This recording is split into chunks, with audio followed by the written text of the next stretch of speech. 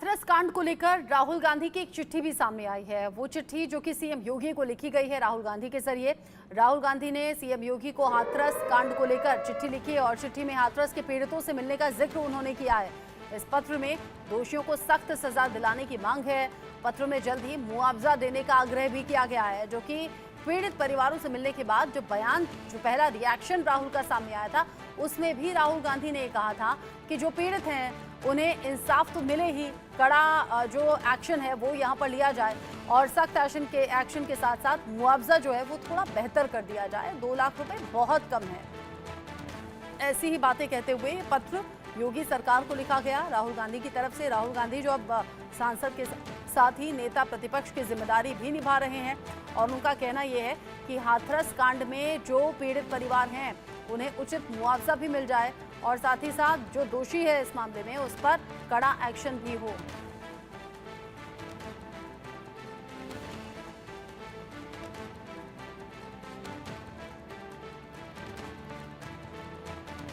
इस पूरे मामले को लेकर जिस तरीके से अभी तक की जांच है, जांच में ये सामने आया है कि बाबा साकार हरि जो कि इधर उधर आंखों में धूल झोंककर छिपता हुआ फिर रहा है।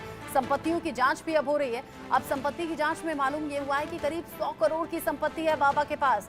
देश भर में चल अचल संपत्तियां जो हैं उनकी जांच चल रही है। आयोजक जो हैं इस पूरे प्रोग्राम के, जो बाबा के होते थे प्रवचन के, उनकी जो फंडिंग है वो कहाँ से होती थी ये भी मालूम किया जा रहा है। जो आयोजक हैं वो क्या बाबा से संपर्क कर पाए, इस बात की भी जांच हो रही है। आयोजकों के फंडिंग संपर्क की जांच ईडी को सौंपी जा सकती है। आगे की ये जांच सूत्र बता रहे हैं कि आगे ईडी का भी इन्वॉल्वमेंट हो सकता है, यानी कि ईडी भी इस मामले में जांच को आगे बढ़ा सकती है। एसटीएफ बाबा की संपत्तियों की जांच करने वाली है, यानी कि कुल मिलाकर चारों तरफ से बाबा की मुश्किलें तो बढ़ती हुई नजर आ रही हैं। लेकिन सवाल ये, 123 लोग जो जान गंवा चुके हैं वो तो वापस नहीं आएंगे। पीछे से रोता बिलखता परिवार रह गया है। ये कीचड़ में सने हुए कुछ कपड़े, कुछ निशानियां, कुछ बैग्स, कुछ जूते चप्पल, बस यही रह गया है उन परिवारों के पास जिनके अपने इस दुनिया से जा चुके हैं।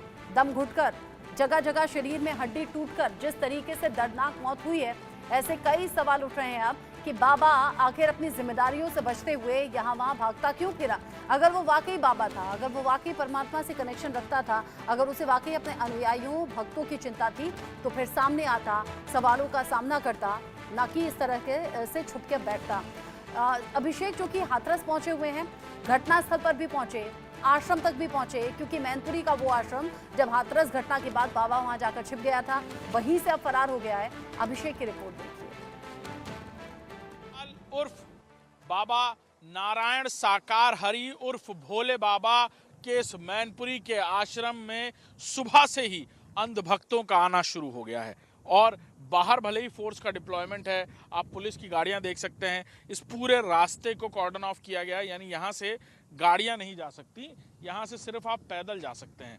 और अंदर तकरीबन 200 से 300 अंधभक्त मौजूद हैं जो किसी भी वक्त किसी भी परिस्थिति में बाबा के बारे में कुछ नहीं सुन सकते। और शायद यही वजह है कि अंदर मौजूद बाबा तकरीबन 72 घंटे बाद कल जब सामने आया तो रटा रटाया पढ़ा पढ़ा बयान देकर सामने आया। इस संपत्ति के बारे में आपको बता दूं कि ये 21 बीघा में बनी हुई वो संपत्ति है जो लोगों ने अपनी गाढ़ी कमाई से बाबा को दान में दे डाली है। साथ ही साथ सामने एक परमानेंट मंच बना हुआ है जिस पर बैठकर बाबा अपना प्रवचन देता था और लोगों को सम्मोहित कर लिया करता था। तकरीबन 1 महीने से यहाँ पर भी प्रवचन नहीं हुआ और अब जो जानकारी मिल रही है कि बाबा अंदर मौजूद है।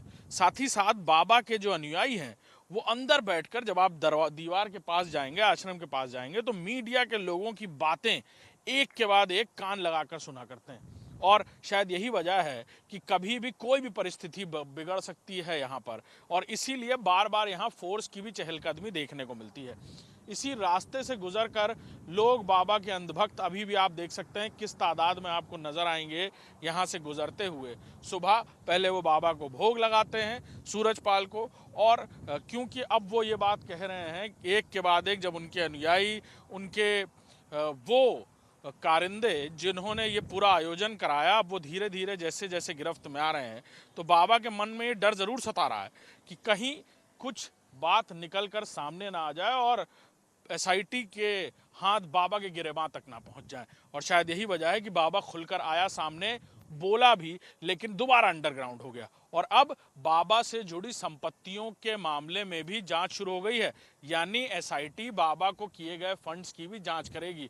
और ये भी संभव है कि इस जांच की आंच में आने वाली ये सारी संपत्तियों के ब्यौरे जल्द ही इन्फोर्समेंट डायरेक्टरेट को भी दिए जाएं और फिर खुलकर सामने आएगा कि जिन लोगों ने बाबा को ये संपत्तियां दी वो आखिर कहां से दी, कहां से धन अर्जित किया, जो बिगहों जमीन, लाखों करोड़ रुपए बाबा को दान में दे दिए।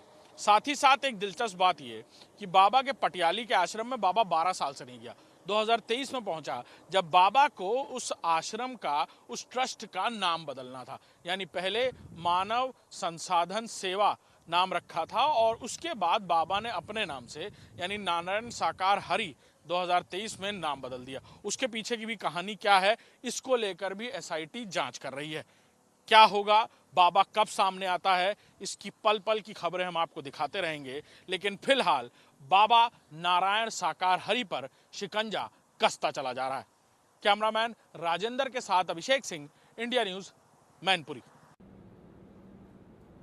को लेकर के न्यायिक आयोग की टीम कल से हाथरस में डेरा डाली हुई है।